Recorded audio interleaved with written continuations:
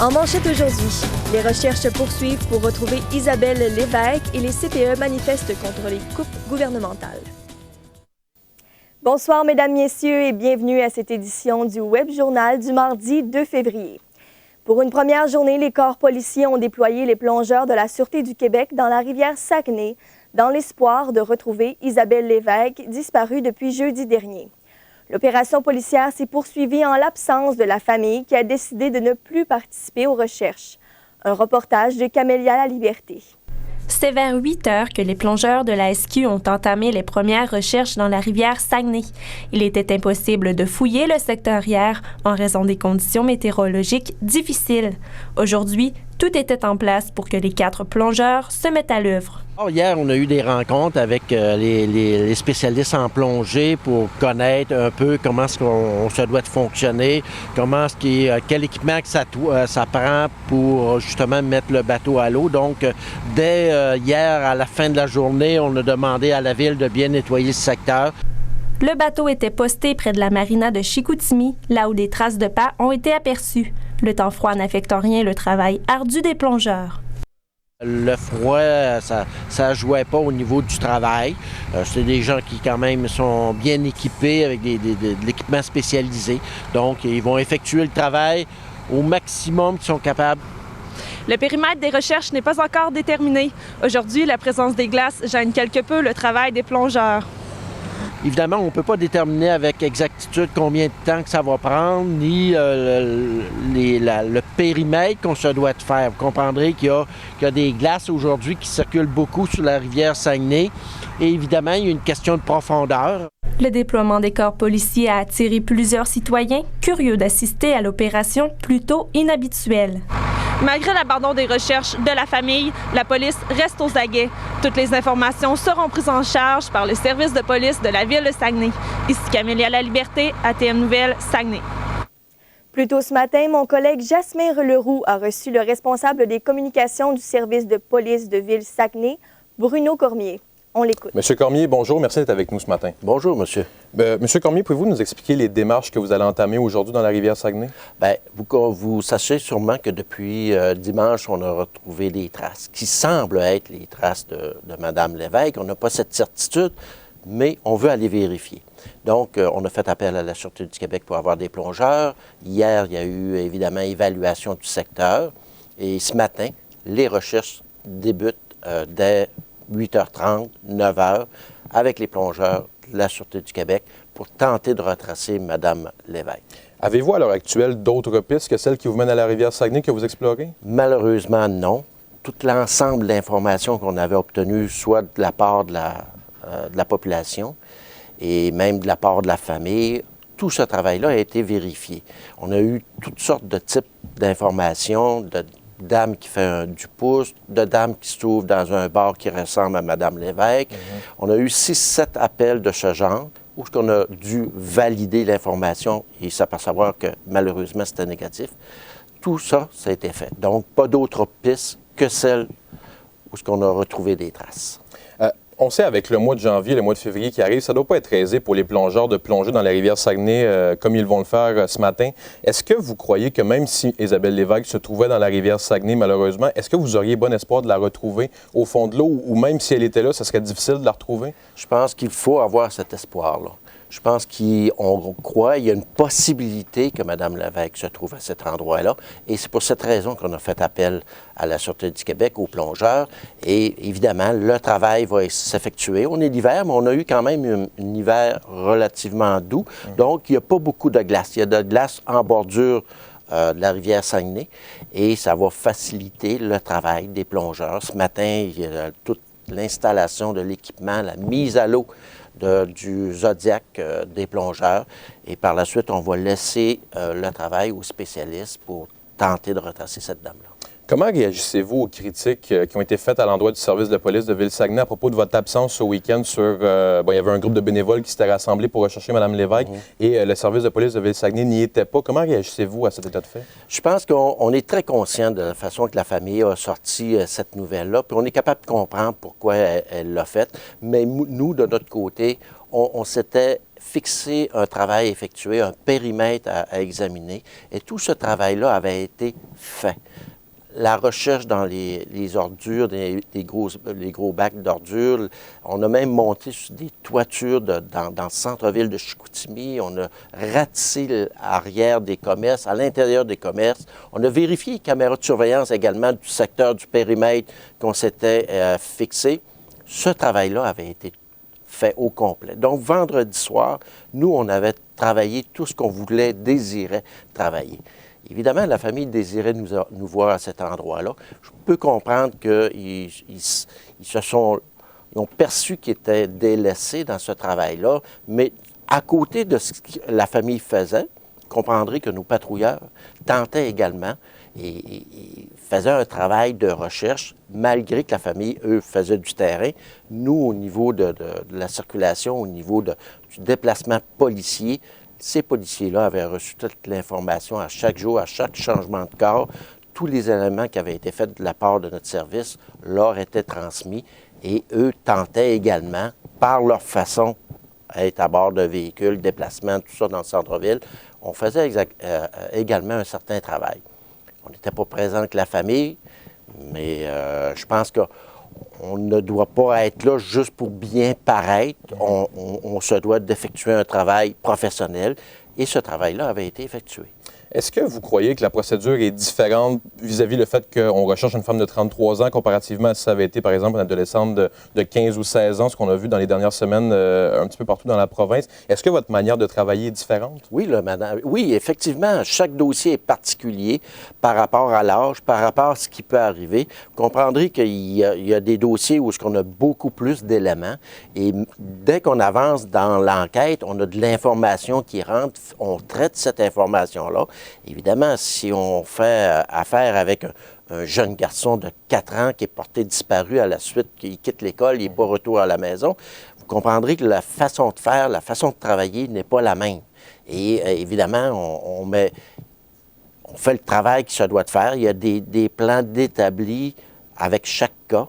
Et à chaque fois, on se doit de réévaluer, s'asseoir, d'étudier pour regarder est-ce qu'on a tout fait, est-ce qu'on peut faire plus. Bien, à ce moment-là, on réagit.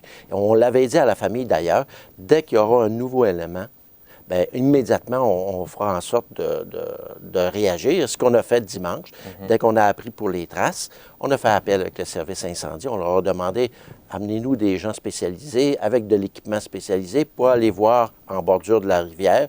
On a une possibilité que ce soit les traces à Mme Lévesque, donc le travail a été fait et c'est comme ça qu'on se doit de fonctionner.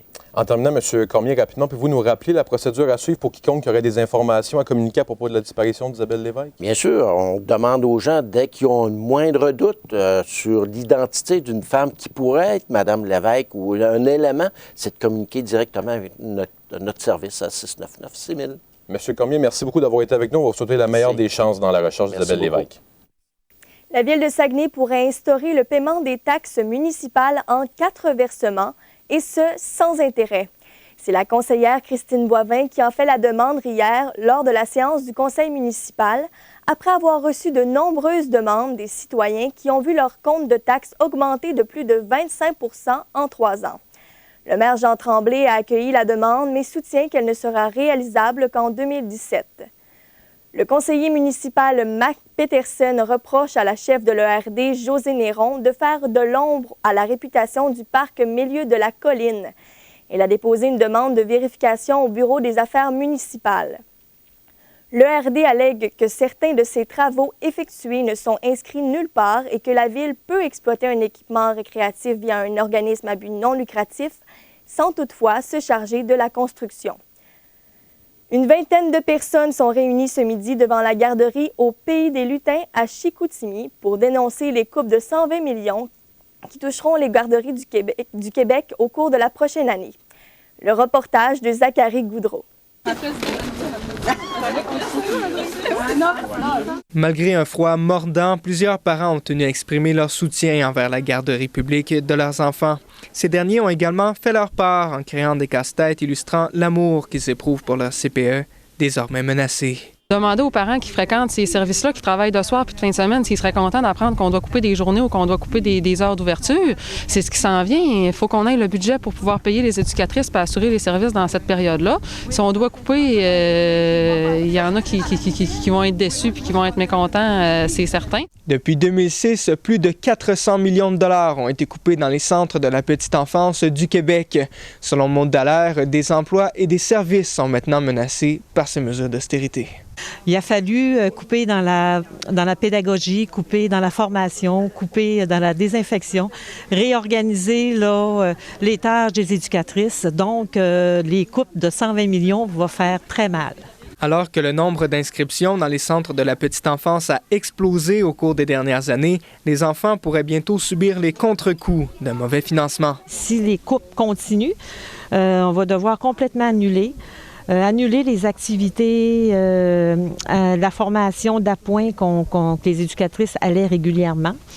Diminuer dans les heures de désinfection. Alors que de nombreux CPE du Québec menacent de fermer temporairement leurs portes au cours des prochaines semaines, la garderie Au Pays du Lutin participera à une grande manifestation régionale le 7 février à Saint-Félicien. Ici Zachary Goudreau pour ATM Nouvelles à Saguenay.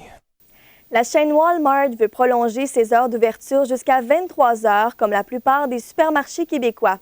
La législation québécoise sur les heures d'ouverture précise que le seul des commerces dont l'offre alimentaire dépasse les 51 % sont admises à ce changement.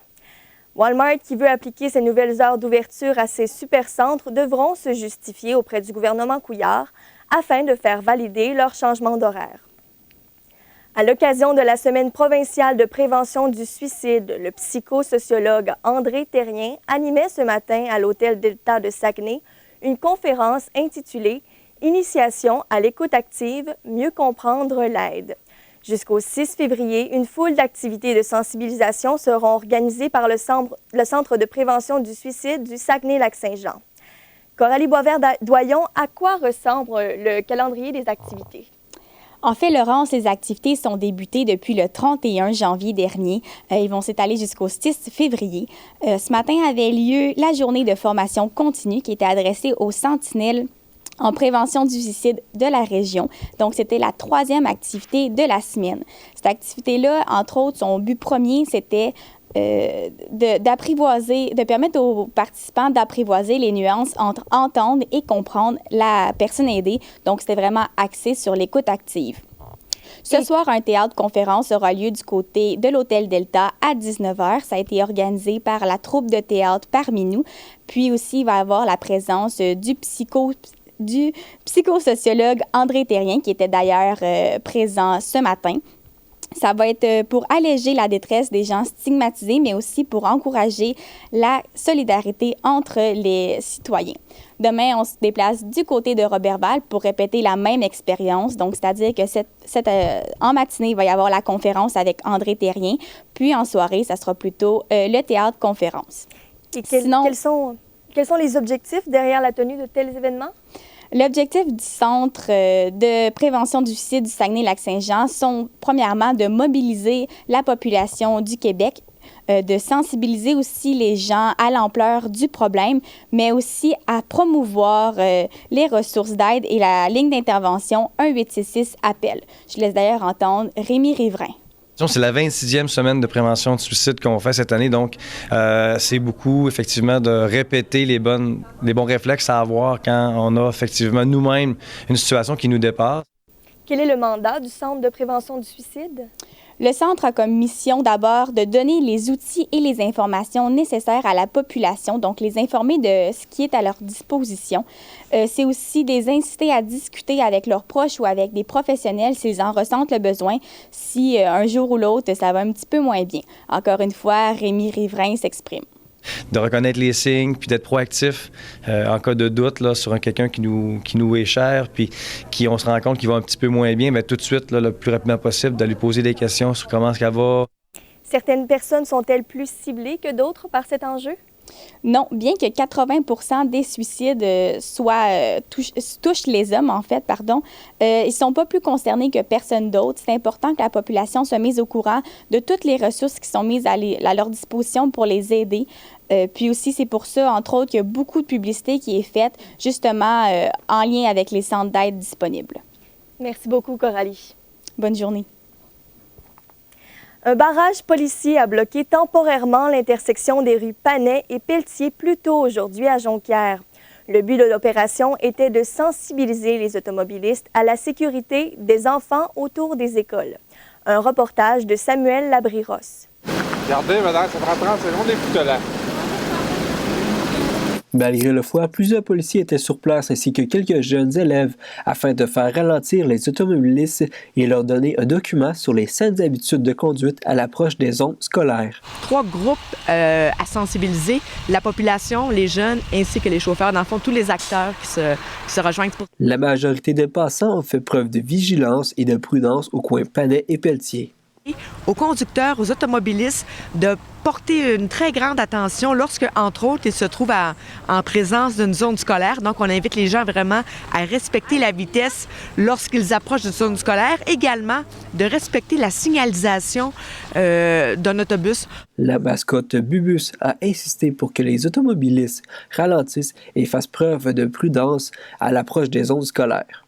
Comment gérer certaines situations lorsqu'elles se produisent dans un autobus ou à proximité aux alentours. Demain, il répète le barrage, mais cette fois-ci à Sainte-Ambroise. On parle avec Philippe Jean pour la prévention des élèves aux abords des autobus scolaires et également pour le transport lorsqu'ils vont à l'école primaire et secondaire.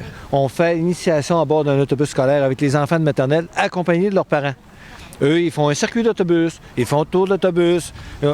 On fait la comparaison de la grandeur du jeune avec la hauteur du pneu de l'autobus pour montrer que c'est très dangereux. Ça peut être dangereux, un autobus, de s'éloigner. Donc, je suis avec Bubus et nous souhaitons à tous les automobilistes de faire attention aux abords des écoles primaires. Samuel Labrie-Ross, ATL Nouvelles, Jonquière. Le motoneigiste blessé dans un accident le 13 janvier dernier a succombé à ses blessures ce matin après 3 semaines d'hospitalisation. Danny Dion, âgé de 34 ans, aurait été frappé par la motoneige qui le suivait alors qu'il négociait une courbe. Il s'agit du 2e accident mortel à survenir dans la région depuis le début de la saison. Dans le cadre de la première journée de l'opposition réservée au NPD hier au Parlement d'Ottawa, la porte-parole adjointe en matière de travail et députée de Jonquière, Karine Trudel, a présenté une motion demandant au gouvernement de prendre tous les moyens mis à sa disposition pour éliminer l'écart salarial entre les hommes et les femmes. Jean-Frédéric Fortin, que demande la députée du nouveau gouvernement? En fait, l'avis de motion est une demande d'agir déposée au caucus libéral pour dicter à la Chambre comment le NPD s'engage à travailler pour réduire l'écart de rémunération entre les hommes et les femmes. Elle vise notamment à reconnaître l'équité salariale comme un droit pour les femmes canadiennes, en plus de mettre en place un comité spécial qui devra tenir des consultations afin de proposer un régime d'équité salariale proactif. Voici les commentaires de Karine Trudel. Avec la motion déposée, si elle est acceptée par le gouvernement demain, là, à ce moment-là, c'est là qu'avec le comité, les recommandations du comité, avec, comme je vous disais tout à l'heure, les recommandations du rapport de 2004 avec le groupe de travail sur l'équité, c'est là que ça va apporter les consignes claires avec le projet de loi et les étapes que les compagnies vont devoir faire, suivre et exécuter. Plus concrètement, quel sera le mandat de ce comité advenant l'adoption de cette motion? Le comité sera formé de différents membres des différents partis politiques, dont 6 du Parti libéral, 3 du Parti conservateur et une seule du NPD. Les politiciens devront travailler ensemble et prendre en considération l'enquête qui a été faite en 2004 par un groupe de travail sur l'équité salariale, qui ont à ce moment émis 113 recommandations qui jusqu'à présent n'ont jamais été mises en place par les 2 anciens gouvernements. Selon Karine Trudel, il est inacceptable qu'en 2016, il existe encore des inégalités salariales entre les hommes et les femmes dans différents domaines. Il serait donc le temps d'agir pour les libéraux. Et le Canada accuserait-il un retard important, contrairement au reste du monde, en ce qui concerne l'équité salariale? Oui, en effet, Laurence, selon le Forum économique mondial, le Canada se classe au 80e rang sur 145 pays en matière d'équité salariale. Les chiffres indiquent que les femmes qui travaillent à temps plein se méritent que 77 % des salaires que les hommes reçoivent. On parle donc d'un écart de près de 25 %. On écoute à nouveau Karine Trudel qui commente la problématique. Il y a encore beaucoup plus d'hommes dans les cadres les hommes sont, là on parle toujours de compétences égales, d'expérience, il y a des différents critères qui sont associés à ça, mais pour tout ce qui est comparable, ben l'homme est encore payé un écart salarial de 23 600 $ selon nos statistiques de différence. Fait que c'est un exemple concret là, qu'on vit encore, les femmes vivent au quotidien. Même s'il reste encore beaucoup de travail à faire, Karine Trudel soutient que le gouvernement libéral a tout de même montré une ouverture. Il reste à savoir si l'avis de motion sera accepté lors du vote de demain soir. Merci beaucoup, Jean-Frédéric. Les amateurs de sport motorisé du Saguenay pourront bénéficier bientôt d'une piste de course sur 7,6 hectares de terre battue avec des estrades et un stationnement dans le secteur de Saint-Jean-Vianney. Le projet a été voté hier au Conseil de ville et une demande a été déposée à la Commission de protection du territoire agricole pour entamer la première phase du projet. La conseillère de l'arrondissement, Julie Dufour, indique que les activités seront sécuritaires et organisées par un promoteur privé. La direction de Gagnon Frères a annoncé la fermeture de sa succursale d'Alma qui a pignon sur rue depuis 1935. Selon les propriétaires, la présence de 2 autres magasins à Chicoutimi et à Jonquière serait suffisante pour répondre à la demande régionale.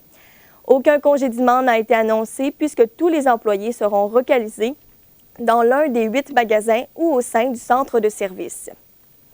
Les films L'Abbé ont choisi hier soir les participants à leur web-série Pimp ma cabane.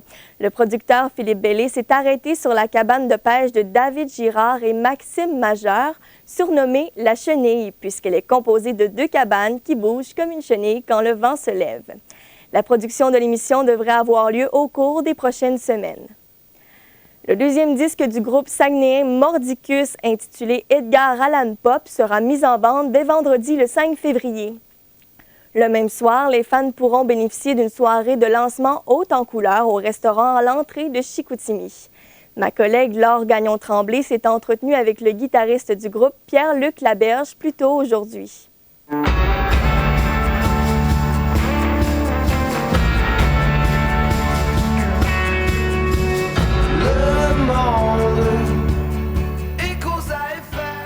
Bonjour, Monsieur Laberge. Bonjour.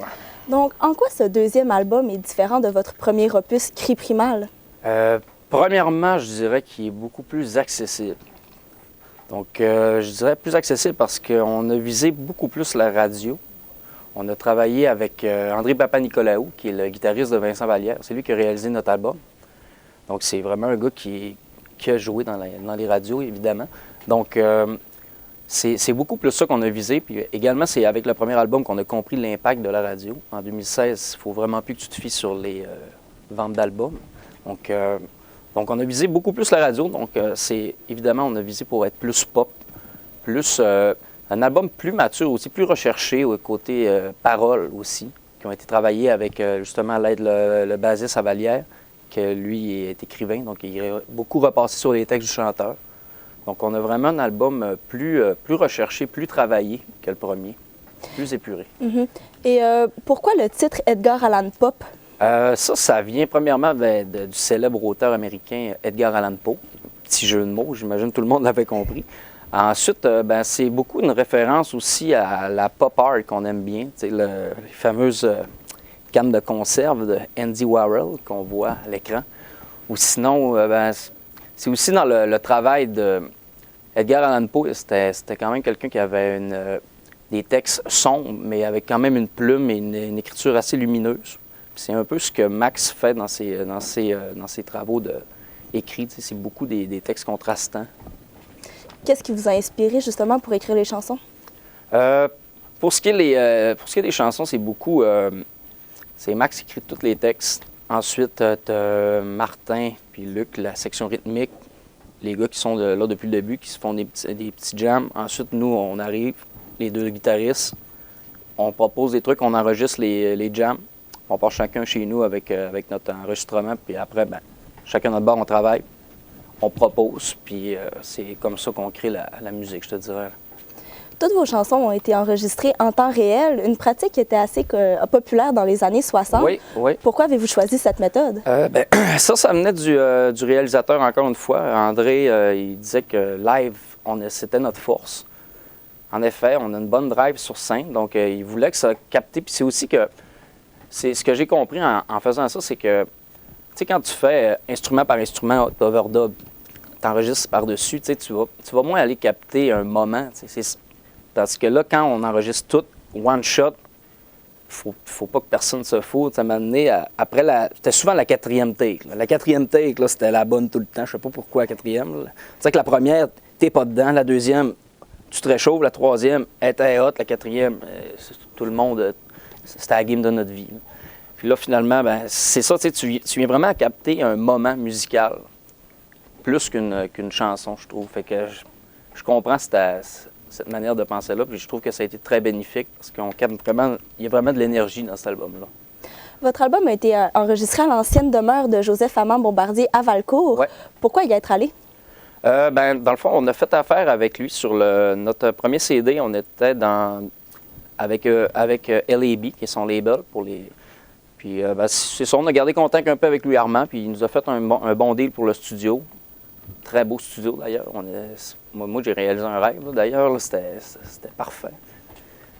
Allez-vous en tournée cette année?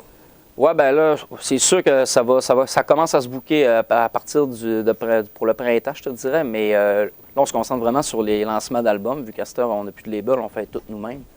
Donc, oui, c'est sûr, mais ça va être après les lancements qu'on se lance là-dedans. Justement, vous avez un lancement vendredi au restaurant L'Entrée à Chicoutimi. Oui. Comment va se dérouler la soirée? Ça devrait être tout qu'un party.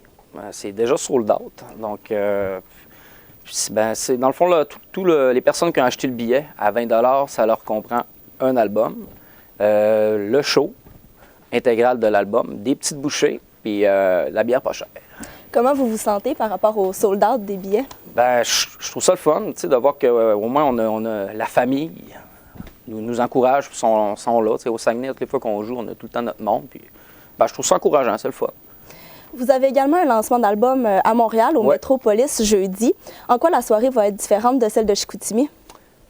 C'est sûr que ça va être une formule différente. Là. On va moins être en famille, comme on dit, mais ça va être le même principe. Là. On va faire le lancement, ça va être avec les invités de l'album. On a Dumas qui joue sur l'album, on a André Papa-Nicolas aussi, le guitariste à Vincent, donc ils vont venir jouer avec nous.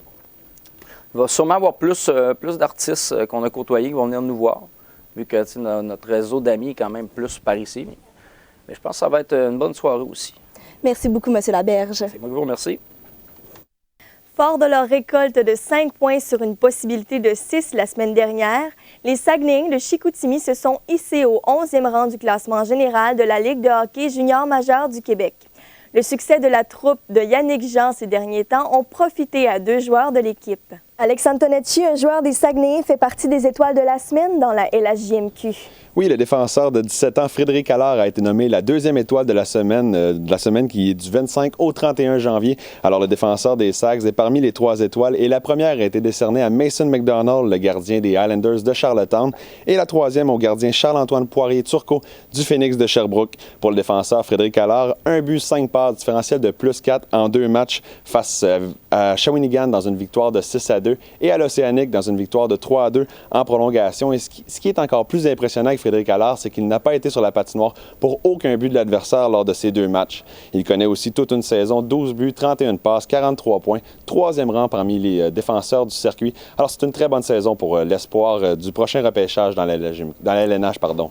Les Sags ont aussi leurs représentants parmi les 3 étoiles du mois. Eh oui, c'est une belle semaine pour les Sags. Hier, c'est Nicolas Roy qui a été nommé parmi les 3 étoiles du mois de janvier. La première à Samuel Montembeault de l'Armada et la deuxième à Vitaly Abramov des Olympiques de Gatineau. 10 buts, 8 passes, 18 points en 10 matchs en plus d'un différentiel de +5 pour Nicolas Roy. Et ce qui est encore plus impressionnant, c'est qu'il a amassé 1 but dans 8 des 10 matchs de l'équipe lors du mois de janvier. Alors c'est très impressionnant pour l'espoir des Hurricanes de la Caroline. Et il a atteint aussi un sommet personnel de 4 passes lors du dernier match vendredi face aux Cataractes de Shawinigan. Et la troupe de Yannick Jean est en action ce soir face à Charles-Antoine Poirier-Turcot et le Phénix de Sherbrooke. Oui, je vous parlais des 3 étoiles de la semaine. Eh bien, le gardien Charles-Antoine Poirier-Turcot, qui est parmi ces dernières, il sera au centre Georges Vézina ce soir pour affronter les Saguenayens de Chicoutimi à ses 2 premiers matchs avec le Phénix. 3 buts contre, 961 d'efficacité à ses 2 premiers départs avec le Phénix. L'ancien de l'Océanique qui connaît aussi une bonne saison. Il a fait face à 76 tirs durant ces 2 matchs cette semaine. Alors, 19h ce soir, le Phénix affronte les Sags au centre Georges Vézina. Et en terminant, qu'est-ce qui attend les Sags pour le reste de la semaine? Eh bien, les Saguenayens seront en congé en fin de semaine. Ils joueront seulement jeudi et vendredi, alors que les Huskies de Rouyn-Noranda seront en ville pour affronter les Sags au centre Georges Vézina. Merci beaucoup, Alex. Ça fait plaisir. Les Canadiens de Montréal effectueront un retour au jeu ce soir alors que Michel Therrien et sa bande affronteront les Flyers à Philadelphie. Il s'agit d'un 2e match entre les 2 équipes cette saison. Les Flyers avaient gagné leur premier duel 4-3. La rencontre est prévue pour 19h. Eve Beauregard à la météo, les marmottes ne s'entendent pas. Non, en effet, les marmottes Phil et Fred ne s'entendent pas quant à l'arrivée du printemps 2016. La marmotte américaine Phil prévoit un printemps hâtif, alors que Fred, la marmotte de la Gaspésie, prédit un printemps tardif. Plus près de nous, la moufette du zoo de Saint-Félicien, Ernest, prévoit quant à elle un printemp hâtif. Mais pour l'instant, c'est toujours l'hiver au Saguenay et au Lac-Saint-Jean. Ce soir, ce sera dégagé avec ennuagement au cours de la nuit. On attend des rafales de vent entre 20 et 15 km/h, minimum moins 16 pour Saguenay et moins 20 pour le Lac-Saint-Jean. Demain, ce sera nuageux au Saguenay et au Lac-Saint-Jean. De la neige et de la poudrerie pointeront le bout de leur nez en matinée. Risque de pluie verglaçante tard en après-midi. On prévoit des accumulations entre 15 et 20 cm et des vents de 20 km/h qui pourront même se rendre jusqu'à 40 km/h. Minimum de moins 5 à Saguenay et moins 6 au Lac-Saint-Jean. Donc, Laurence, le mot d'ordre demain, ce sera prudence et vigilance pour les gens qui prendront la route. Voilà ce qui complète ce web journal. Merci d'avoir été des nôtres. Au revoir.